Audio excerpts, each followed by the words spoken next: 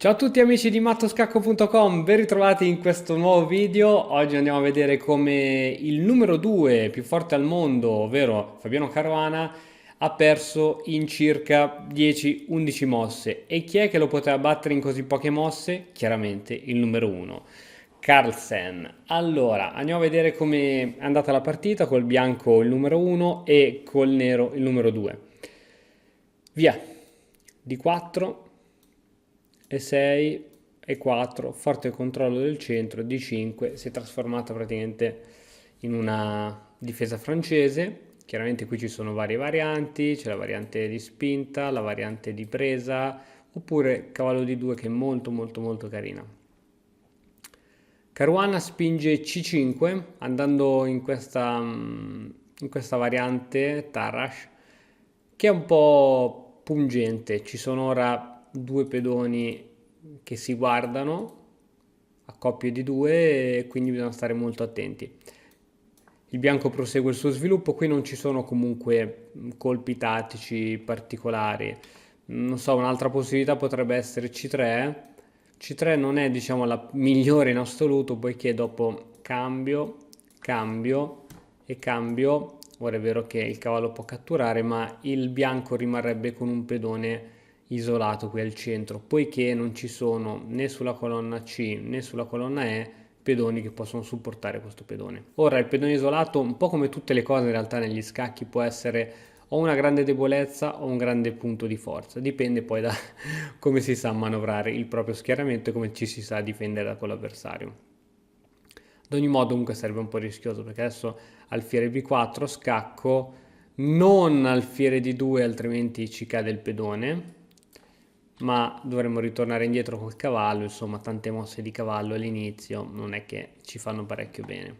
Quindi torniamo alla posizione originale, non C3 abbiamo detto, ma cavallo in G va in F3. A questo punto il nero decide di fare un po' di pulizie di primavera e adesso il nero continua il suo sviluppo. Cavallo F6. Cavallo F6 è coraggiosa. Innanzitutto supporta chiaramente questo pedone in caso di cambi, ma allo stesso tempo crea un attacco, poiché adesso ci sono due attaccanti su questo pedoncino e bisogna correre ai ripari. Ancora qui abbiamo due possibilità, o catturare, ed è così che andrà la partita, o spingere. Perché Carlsen non ha spinto? Perché spingere 5 è vero che mette in crisi questo cavallo, poiché il cavallo non può andare qua perché c'è la donna, non può andare qua perché c'è la donna, qui sarebbe un'impedonatura assolutamente inutile. Sarebbe costretto ad andare in D7, però il problema, adesso tra l'altro minaccia il nostro pedone, giocare F4 è troppo rischiosa, quindi qui bisognerebbe giocare in questo modo, col cavallo che guarda sia l'altro cavallo che il pedone, però adesso il nero qui ha tantissime possibilità di attacco, cavallo C6, poi può giocare donna C7, sempre far pressione su questo pedone, oppure donna B6, facendo pressione doppiamente sul cavallo, insomma questo tipo di gioco favorisce e non di poco il nero, nonostante è una variante a molla, no? Sono chiamate variante a molla perché il nero è tutto compresso così, però non appena riuscirà a catturare sto pedone e si riprenderà tutto lo spazio con gli interessi. Per questo motivo Carlsen decide di cambiare e qui con cosa cattureresti? Cattureresti di pedone? Se catturi di pedone abbiamo il problema di prima che si crea il pedone isolato. Se catturi di cavallo non è malissimo, però il cavallo sta bene lì, sta bene lì, anche perché è facilmente scacciabile il cavallo da qui. Cattura di donna è la migliore. Ora è il turno del bianco che ha un cavallo in presa. Ora o difendiamo questo cavallo, per esempio così, oppure siamo aggressivi e chiaramente sta giocando il campione in carica ed è aggressivo. Cavallo B5 con l'idea di andare in C7 creando un triplo attacco su donna, torre e re. Bisogna correre ai ripari. Qual è il pezzo che riesce a difendere la casa C7 meglio di tutti? È il cavallo. Cavallo all'esterno, con cavallo A6, questo cavallo riesce a tenere il punto C7.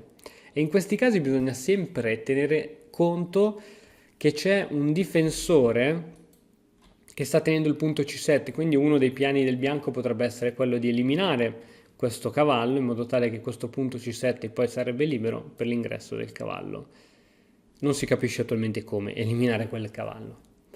Ora, visto che il cavallo veramente da qui non farà nulla finché c'è il cavallo in A6, ritirata di cavallo in C3, lo mettiamo in una casa migliore, minacciamo la donna e non perdiamo il tempo. Ritirata di donna in D8.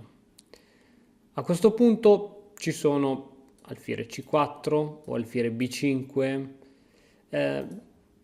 Carlsen gioca A3, molto compatta, molto tranquilla, e A3 ha chiaramente la funzione di andare a controllare questa casa ed evitare salti di cavallo, fastidiose entrate d'alfiere che possono creare impedonature fastidiosissime. A questo punto il nero va per sviluppare anche il suo alfiere camposcuro ed arroccare, e ora ragazzi, donna F3. Donna F3 è una bellissima mossa, al di là del fatto che nessuno impediva appunto alla donna di andare in F3. Perché la donna è potuta andare in F3? Ecco, facciamoci anche questo tipo di ragionamento, perché solitamente non è una mossa che si fa, se non la tipica mossa dei principianti nel matto del barbiere. Perché la donna è potuta andare in F3? Perché c'è questo pedone in E6 che blocca la fuoriuscita di questo alfiere in G4, che avrebbe rotto le balle mica da ridere. Quindi in primis. In secundis, il cavallo da qui non ha l'entrata in B4, ecco perché Carlsen ha giocato a 3, perché se no dopo donna F3 il cavallo sarebbe andato qui e avrebbe rotto le scatole. In più, essendo appunto che il cavallo è all'esterno, non può andare in D4. Quindi ci sono tutte le ragioni buone perché la donna è potuta andare in F3. Non c'ha paura di lasciare libero questo punto e non c'è l'alfiere che può attaccare. Inoltre, da F3 inibisce anche la spinta B6, poiché dato che questo alfiere non si sa dove svilupparsi, sarebbe buona idea per il nero fare questo tipo di gioco, no? E mettere l'alfiere in fianchetto. Ma a seguito della spinta B6, puff, ci prendiamo la torre in A8. Quindi è una mossa veramente forte questa.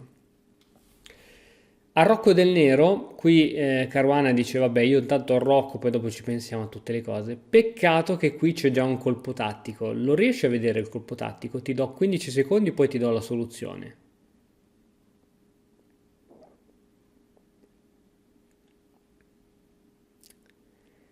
Eh sì amico mio.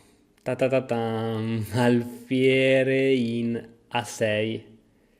Se, qui abbandonò chiaramente Caruana, se si cattura il pezzo, si perde.